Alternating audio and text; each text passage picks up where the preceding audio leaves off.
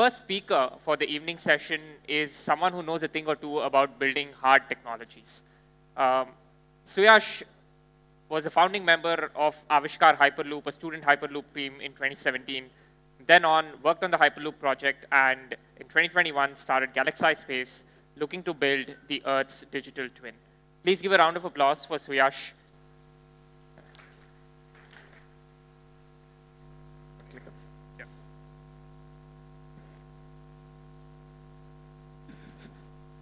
Thanks, Sunil, for the very kind introduction.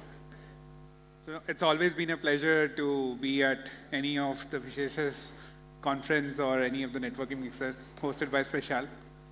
And very, very glad to be here in the Deep Tech Forum. I've done something previously, but today I'm going to talk about something very interesting. And this is about last 4 years, when wars are happening. We've talked about climate change for a couple of years. We've talked about food security. We've talked about alternative proteins and whatnot. And we're super stressed about it. Because when we're playing a catch-up game, when we talk about climate change, geopolitical conditions happen and whatnot. Hence, there are a lot of risks that are there around the Earth. Starting with the climate risks, where we have seen hurricanes in numbers. We've seen food security risk getting higher and higher every day. We've seen geopolitical risks, first, starting with Russia-Ukraine war to Israel-Gaza and whatnot, and probably, I hope not, but they are in the garage stage right now. And all of these things, is stressing people's monitoring capabilities. Ukraine eventually became a test bed for many companies to test their technologies because they didn't have enough monitoring capabilities at that time. Similarly, for climate, we have some weather patterns analysis and stuff, but a post-facto analysis is pretty much not available. Right? So what we need is a persistent monitoring that can help us prepare to fight with many of those problems. Starting with, being resilient against the natural catastrophes, to fight with hunger, to be prepared for any geopolitical risk that's going to come through our way. And guess what? Space can help.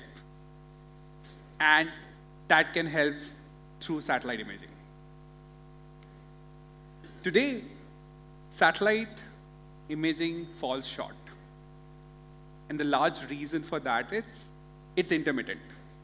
And clouds are the real problem. I'm actually talking about the real clouds, not the cloud. So because of clouds, satellite imagery is generally intermittent. Sometimes available, sometimes not.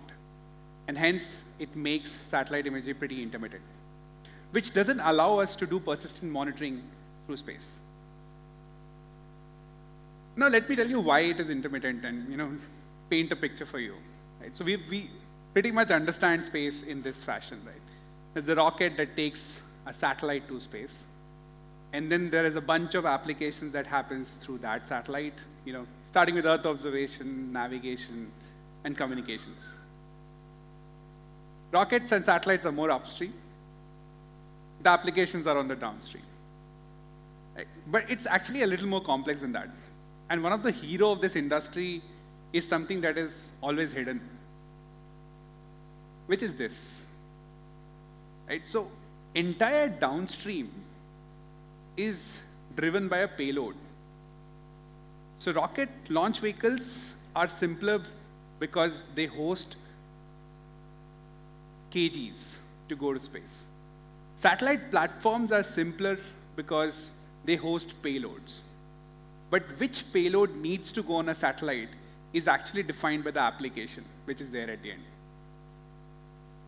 And in a nutshell, these payloads drive the entire downstream ecosystem of space. Let me take an example from Earth observation as an application. There are 3 kinds of payloads that are generally used in Earth observation, starting with multispectral and hyperspectral. which captures colors like cameras, captures vegetation, right? But largely unavailable during clouds. Then there is synthetic aperture radar, which can penetrate through clouds, but doesn't capture colors and whatnot. And then there is thermal, right? That captures heat signatures, but again, pretty much not available during the clouds.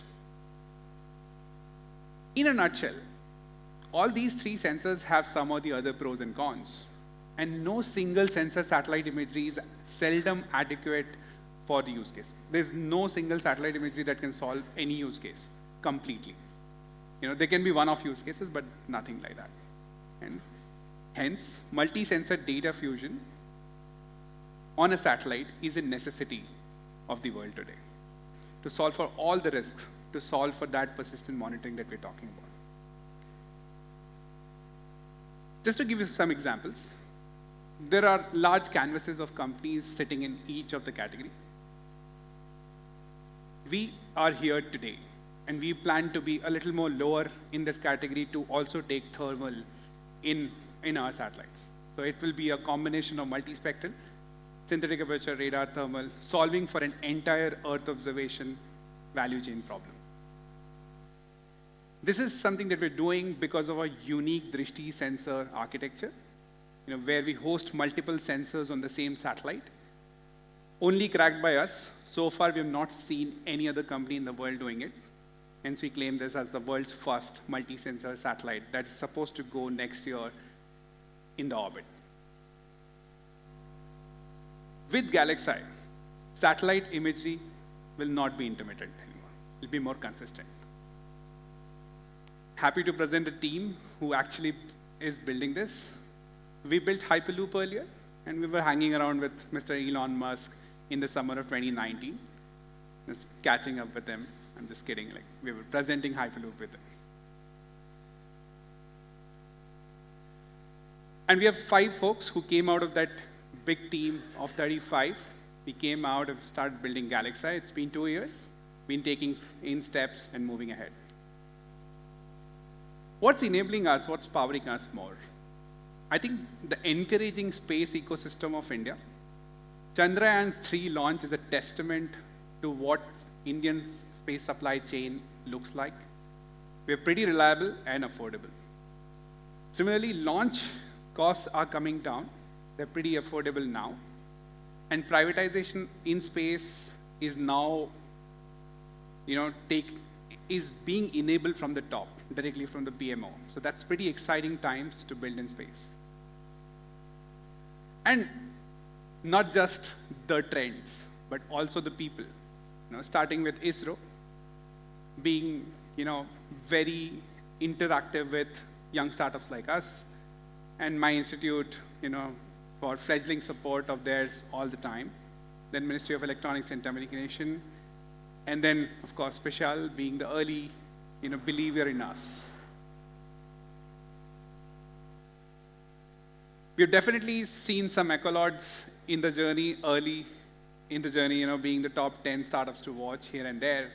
But the large vision is to actually solve for those risks and de-risk Earth from space by utilizing space in the best possible manner. Thank you so much for listening.